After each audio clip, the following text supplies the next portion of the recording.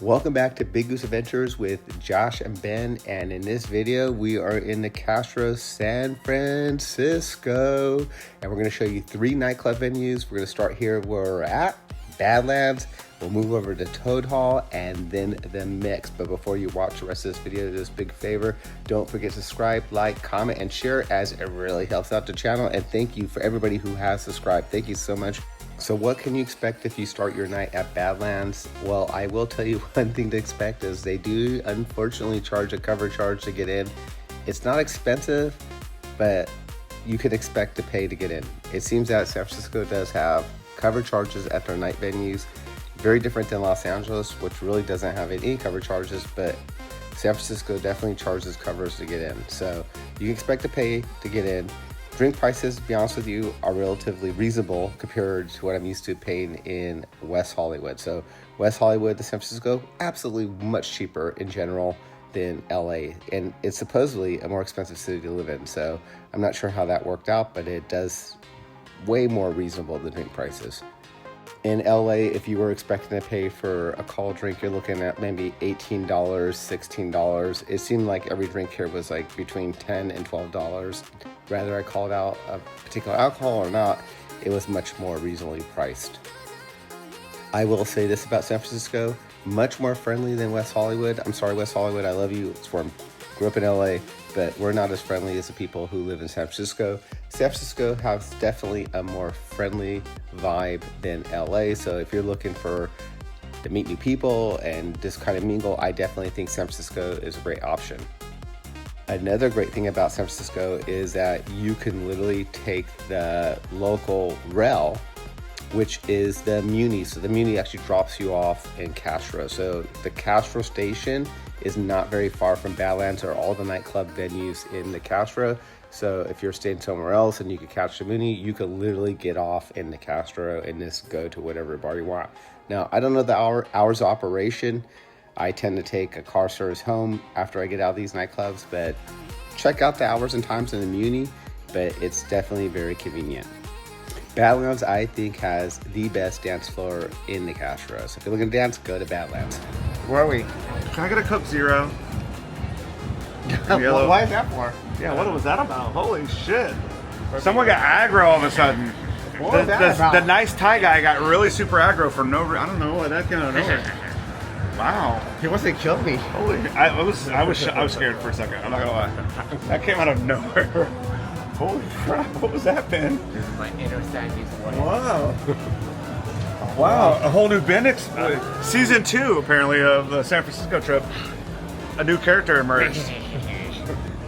He pulled a Hulk Hogan and became the hero to a villain. Am I the Iron Sheik? Am I the Iron Sheik? I don't know. Wow. I get body slammed all the time. That was like a shock. That was like a surprise. All right, we're going to Toad Hall. There's no frogs injured in this. No. Is this a gay bar? I said Kim Kardashian is stripping here tonight. So this is Toad Hall. It's actually quite a big venue. It's across the street from Badlands. All the clubs in the Castro are all walkable to each other, so you can literally go door to door to door.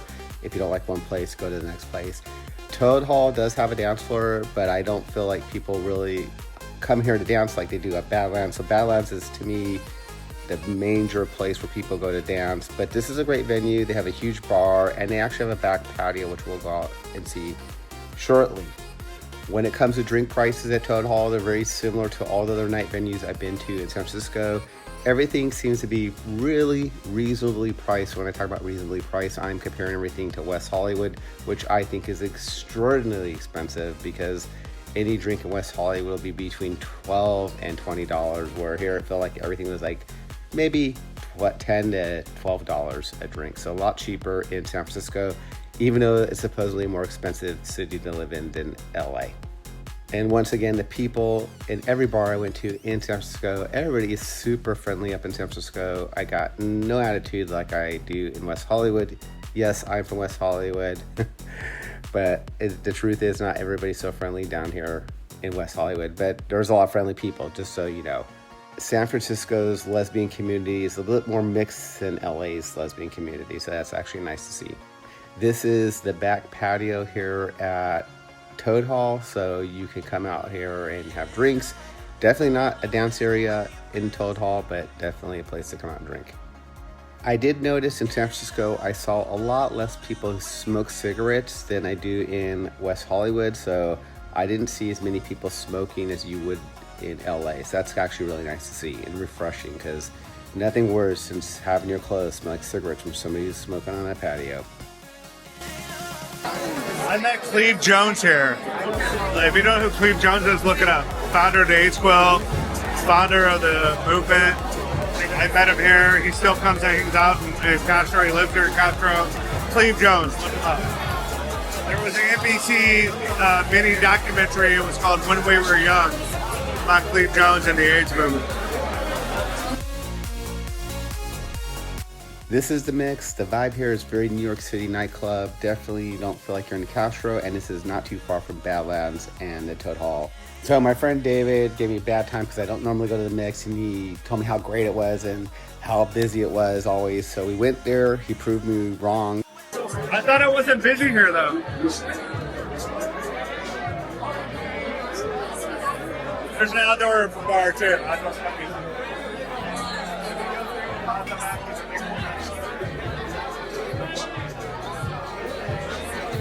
Way busier in the bars you're at, bitch.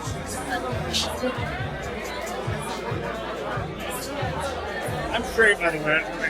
You're not straight. You're fucking so gay. It's ugly. For political purposes and future job offers. He's like a homo. Like, look at his homo. Hey, you weren't supposed to hear that. Sorry. It's all on tape. Ultimate homo. You showed that you didn't know fucking Castro like you thought you did.